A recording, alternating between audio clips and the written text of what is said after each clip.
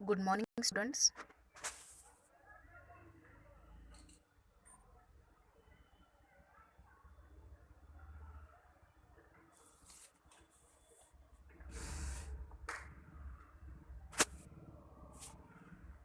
Okay, good morning students. बघा, last lecture आपण first chapter बघितला होता.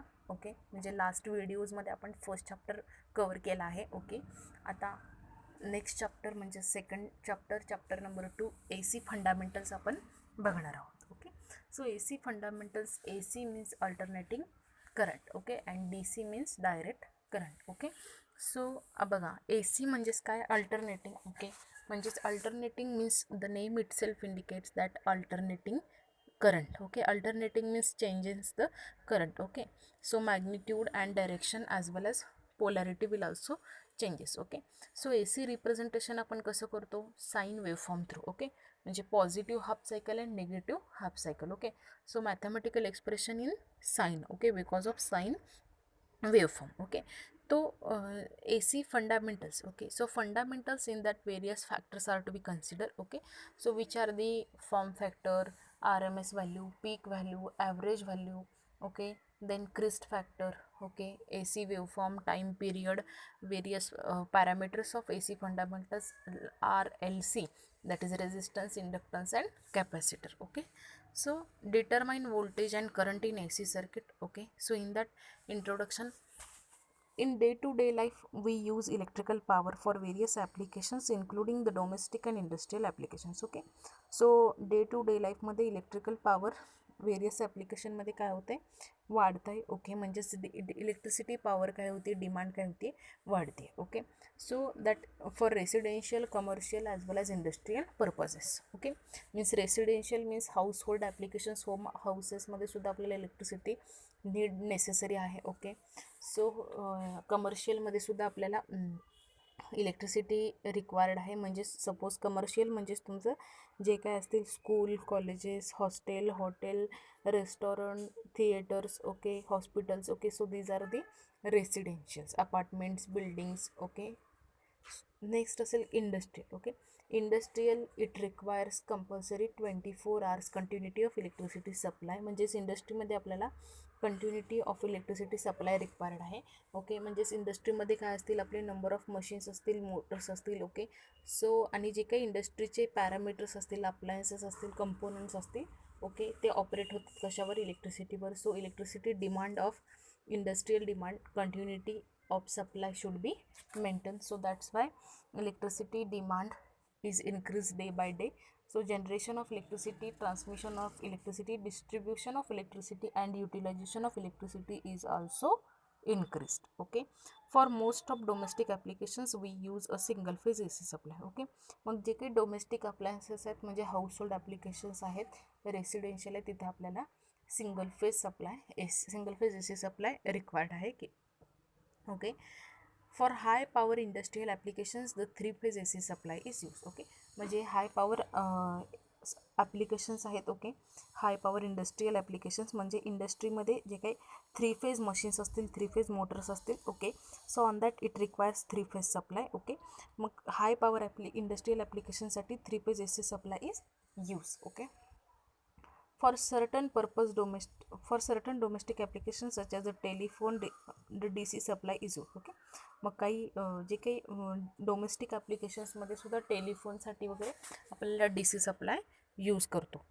For certain application such as electric train, high voltage DC system is use. Okay, मग railway system असेल, म्हणजे traction system असेल, किंवा कॉम्प्रेसर्स असतील, एलिव्हेटर्स असतील, लिफ्ट असतील.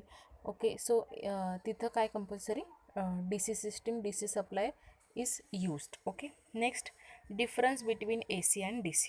Okay, so AC and DC क्वांटिटीजमध्ये डिफरन्समध्ये बघा, फर्स्ट वेवफॉर्म आहे. ओके, आता इथं waveform, okay, AC waveform is sine waveform, DC is constant waveform. Okay, definition, it is a signal which changes its magnitude as well as polarity. Okay, okay, it is a signal which changes its magnitude as well as polarity. DC, it is a signal which changes its magnitude but does not change its polarity. Okay, so AC मध्ये आपण magnitude as well as polarity change होते. Okay, पण DC मध्ये change it's magnitude. Okay, magnitude change होऊ शकते, म्हणजेच काय कमी जास्त होऊ शकतं, पण polarity does not change. Polarity a constant polarity means a pulsating DC system. Okay, pulsating means changes its magnitude but does not changes its polarity. Okay, AC मध्ये कसं आपल्याला positive negative half wave cycle आहे. Okay, तसं इकडं positive negative half wave cycle means polarity changes is not possible in DC. Okay, so there is magnitude changes means कमी जास्त होऊ शकतं, कॉन्स्टंट नाही जर झालं, but does not change it's polarity. Okay, use of transformer AC possible, DC not possible. Okay, means transformer DC वर operate होत नाही. Okay, so electromagnetic induction principle. Okay, that alternating current is okay, म्हणजेच alternating current म्हणजे current change झाल्यानंतरच EMF induce होतो. Same mutual induction आणि electromagnetic induction principle ट्रान्सफॉर्मरमध्ये use करतो. सो DCमध्ये आपण EMF इंड्यूस होत नाही, DC कॉन्स्टंट सोर्स आहे, म्हणून आपण ट्रान्सफॉर्मर DCमध्ये यूज करत नाही. ओके, डिस्ट्रीब्युशन इफिशियन्सी ACची high DC low. then design of machines AC easy, DC complicated. Okay, आता DCमध्ये जे काही DC मोटरमध्ये वेरियस कंपोनंट. ओके, मग त्यामध्ये ब्रशेस असतील, कम्युटेटर असतील, DC मोटरचे वाइंडिंग्स असतील, फ्रेम असेल. Okay, so that's why DC motor connections are complicated. Okay, so AC motors connections are simple. So design of machines is simple and not easy. Okay, next generation AC easy, DC from the AC waveform using commutator और rectifier. Okay, so DC आपण कसं generate करतो, तर AC to DC काय करतो आपण, conversion करतो, म्हणजेच AC वेवफॉर्म युजिंग कम्युटेटर और rectifier. Okay, so that commutator और rectifier component converts the AC supply to DC. Okay, application AC motors, domestic industrial supply. DC machines, HVDC system. HVDC means high voltage DC system. Next, advantages of AC over DC. In that first generation of AC is cheaper than DC. Okay, मग जनरेशनचं जे काही instalment असेल, cost असेल, okay, it is cheaper than DC. AC machines are simple, robust, do not require much attention for their repairs and maintenance during their use. Okay, so AC machines काय आहेत, simple आहेत, robust construction आहे, complicated नाही आहे. Okay, and do not require much attention for their purpose. Okay, for their repairs and maintenance. Okay, मग परत इथं repairs किंवा मेंटेनन्ससाठी जास्त जे काही खर्च आहे ते होत नाही AC मध्ये. Okay, wide range of voltages are obtain by the use of transformer. Okay, wide range म्हणजे at from variation of voltage ranges. Okay, म्हणजे आपण जे काही व्हेरिएशन ऑफ वोल्टेज रेंज आहेत चेंजेस करू शकतो. Okay, so wide range of voltages are obtain by use of transformer. Okay, the magnitude of current can be reduce by using an inductance or conductor without any applicable loss of energy. Okay, मग magnitude of current म्हणजेच आपण करंटचं quantity कमीसुद्धा करू शकतो, जास्तसुद्धा करू शकतो. Can be reduce by using an inductance. Okay, मग कसं यूज करून, by inductance or a conductor without any applicable loss of energy. Next, AC can easily be converted into DC with the help of rectifiers. Okay, AC to DC करण्यासाठी आपण rectifier आणि commutator use करतो.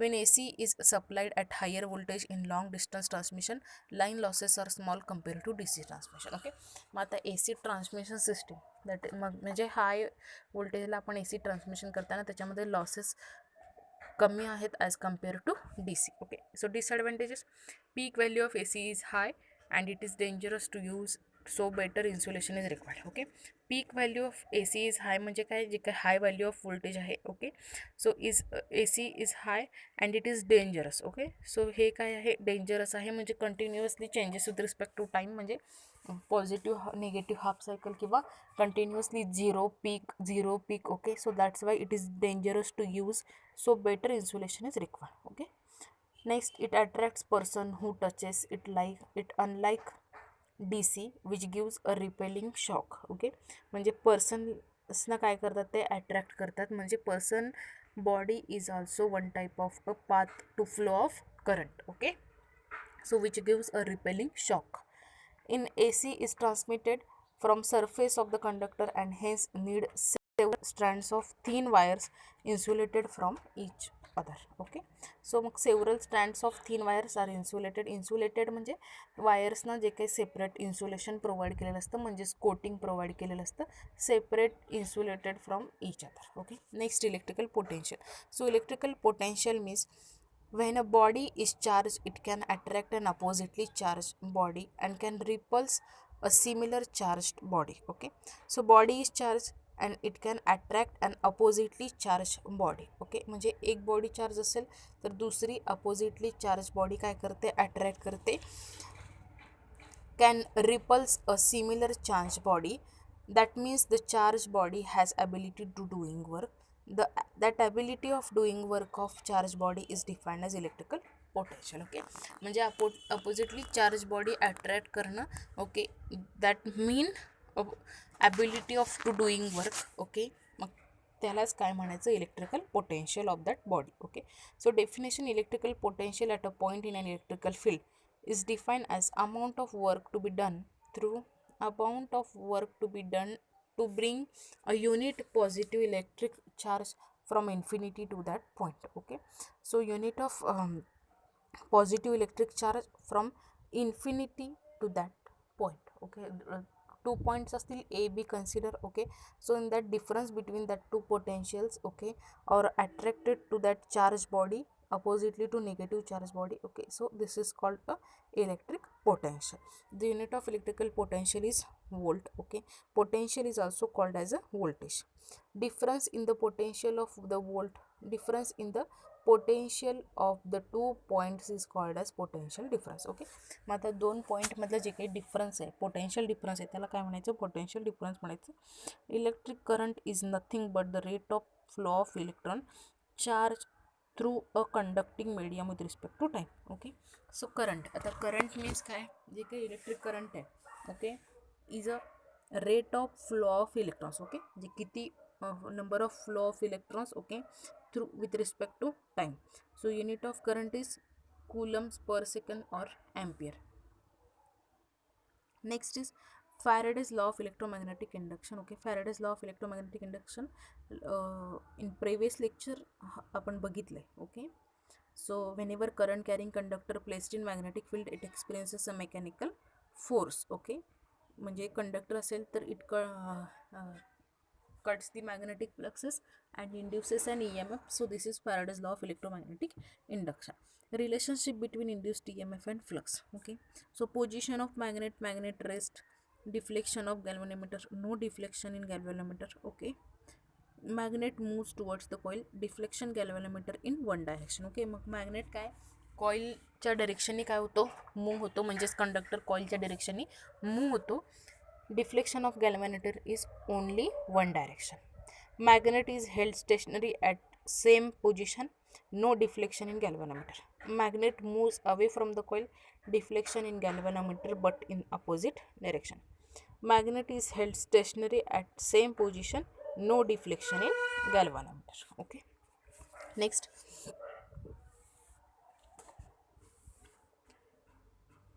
Okay, hey, position of magnet and deflection of galvanometer in that figure shows that. Okay, position of galvanometer and coil or loop. Okay, so in that त्याच्यामध्ये काय आहे बघा, magnet आहे. So त्या मॅग्नेटची काय आहे, direction of movement.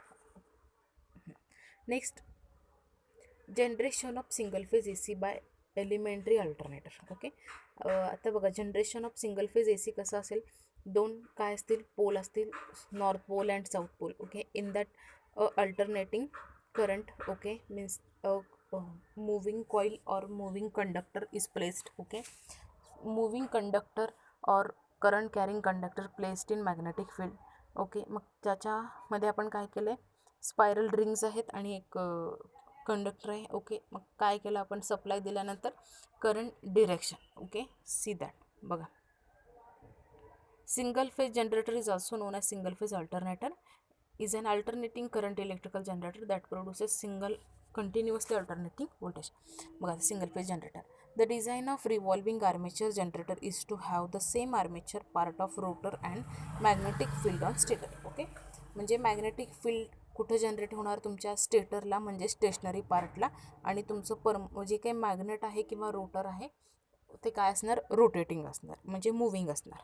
A basic design called elementary generator is to have a rectangular loop armature to cut the lines of force between the north and south poles. Okay, मग in that poles जे आपण supply दिल्यानंतर कॉईलच्या across जे काही current flow होणार आहे, मग current flow झाल्यानंतर number of magnetic lines of forces काय होणार आहे, डेव्हलप होणार आहेत. आणि ते number of magnetic lines of forces म्हणजे काय असणार आहे, मॅग्नेटिक फ्लक्सेस असणार आहे. मग ते मॅग्नेटिक फ्लक्सेस कंडक्टरमुळं काय होणार आहेत, कट होणार आहेत. ओके, बघा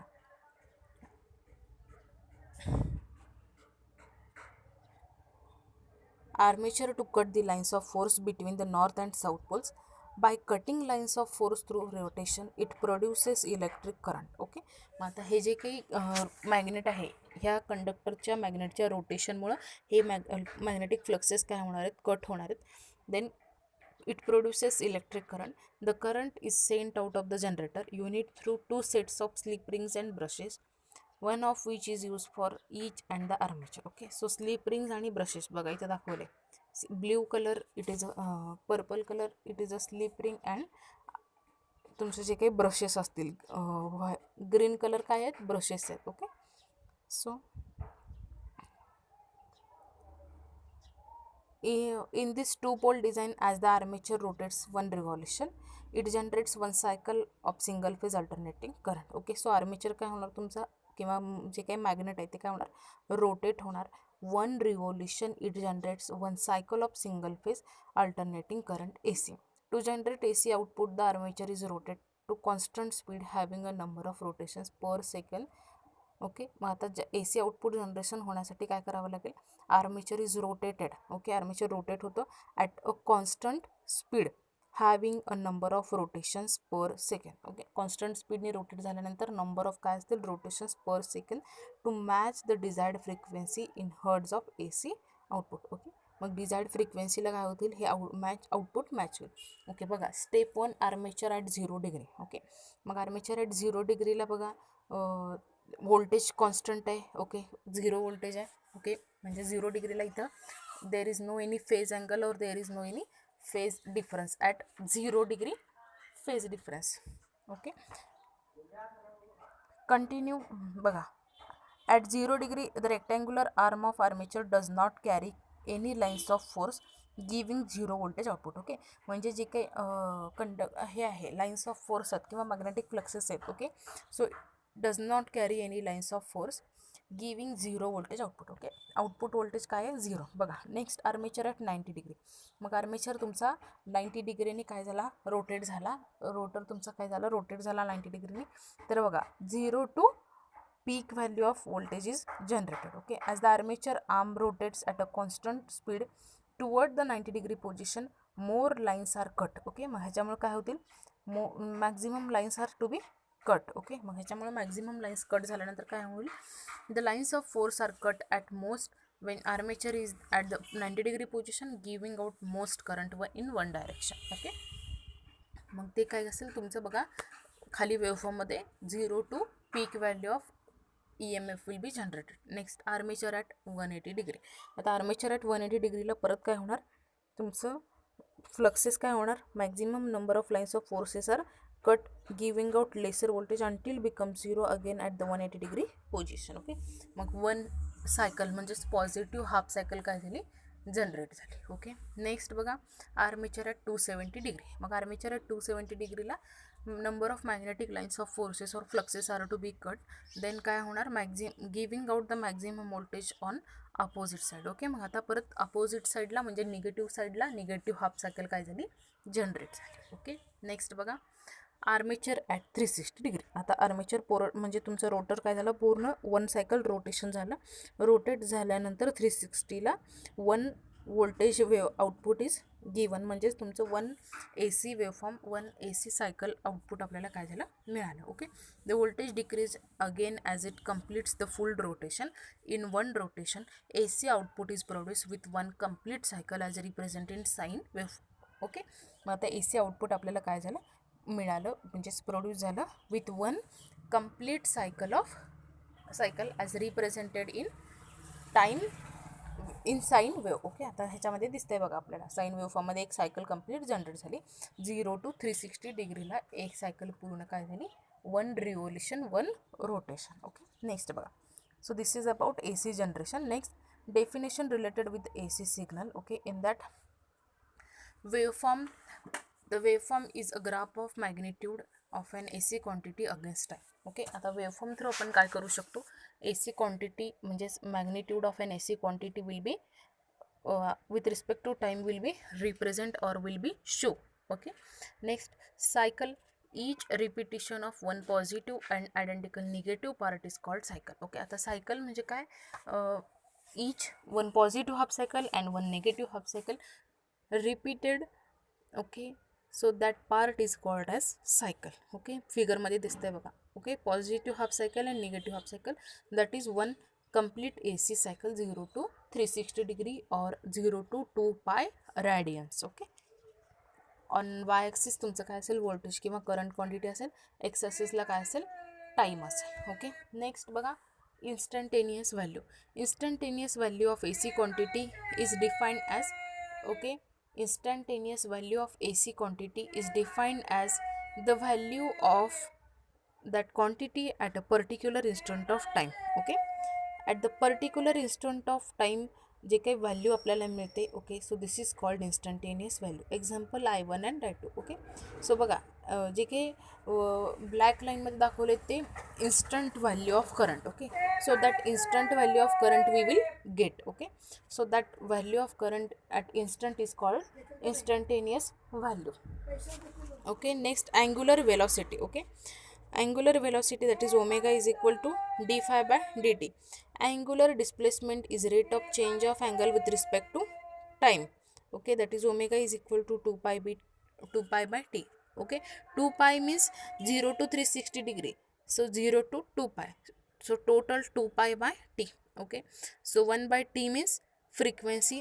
Okay, that is omega is equal to 2 pi f. Okay, omega means angular frequency or velocity. Okay, f means frequency. Okay, angular displacement is rate of change of angle with respect to time. Okay, rate of change of angle, that is d phi by dt. Okay, that is d phi means 2 pi. Okay, phi, that is phase angle. Okay, phase angle किती आहे, 0 to 2 pi आहे. Okay, म्हणून omega is equal to 2 pi by t. Okay, T means तुमचं जे काही total time period आहे, एक cycle complete व्हायला लागणारा total time period. Okay, 2 pi by t. आता 1 by t मीन्स काय असेल, फ्रिक्वेन्सी. ओके, मग omega is equal to 2 pi f. Next time period. Time period is defined as time taken by alternating quantity to complete its one cycle. Okay, मग एक one cycle complete व्हायला जेवढा time लागतो त्याला काय म्हणायचं, time period म्हणायचं. Okay, so time measure in second. Next frequency. Frequency is number of cycles completed within 1 second. Okay, आता हे असे AC वेवफॉर्म, ओके, ते किती नंबर ऑफ सायकल्स कंप्लीट होतात 1 सेकंडमध्ये, त्याला काय म्हणायचं, frequency. Unit is hertz. Okay, relationship between frequency and periodic time. Frequency is equal to 1 by time, that is periodic time. Okay, so or periodic time is equal to 1 by f. म्हणजे time is inversely proportional to frequency and frequency is inversely proportional to time, that is f is equal to 1 by t and t is equal to 1 by f. Next peak value. Okay, peak to peak value. The peak to peak value is the vertical distance between positive maximum value and negative maximum value of wave. It will be measured in volt on a voltage waveform and may be labeled VPP, VPK. Okay, from positive maximum value of peak voltage and negative maximum value of wave. So this is called peak value. Okay, आता फिगरमध्ये दाखवले बघा, amplitude or peak to peak value from 0 to maximum value. Okay, red लाईनमध्ये डॉटेडमध्ये दाखवले. Okay, so this is called peak to peak or amplitude value. Next average value. Definition. Average value for all, average of all instantaneous values of an alternating voltage or current over 1/2 cycle is called average value. Okay, so average of all instantaneous values of alternating current or voltage over one half cycle is called average value. Next, the average value of whole sinusoidal waveform over one complete cycle is 0, as the two halves can cancel each other out. So the average value is taken over half cycle. Average value of sine wave of voltage of or current is 0.637 of its peak value. That is, average value is equal to 0.637 of maximum value or peak value. Next, RMS, that is root mean square or effective value. RMS value of an AC current is DC amount of required DC current required to produce same amount of heat. Okay, means RMS value मध्ये AC करंटला जेवढं DC current required आहे म्हणजेच तेवढा same amount of heat produce होण्यासाठी. Okay, so that provided resistance at the time for which these current flow are identical. In other words, RMS value is defined as square root of means of square of instantaneous value. Okay, square of root of, okay, म्हणजे काय बघा, square of root of means of instantaneous value. म्हणजे RMS value किती आहे तुमचं 0.707 of maximum value, 0.707 of maximum value और पीक value, that is 1/√2 of maximum value or peak value. म्हणजेच 1/√2 is equal to 0.707. okay, see that in figure waveform show. Okay, बघा फिगरमध्ये दाखवले waveform one cycle, total एक cycle complete व्हायला लागणारा time period. Okay, मग 0 to peak value म्हणजेच तुमची amplitude किंवा maximum value. Okay, RMS value 0.707, average value 0.637. Okay, 0, पाय, 2 पाय और 0, 180 डिग्री, 360 डिग्री. तो 0 to 360 डिग्रीमध्ये एक सायकल कंप्लीट होते. ओके, मग ॲव्हरेज व्हॅल्यू म्हणजेच instant of positive half cycle of peak value, negative half cycle of peak value, that is average of all values.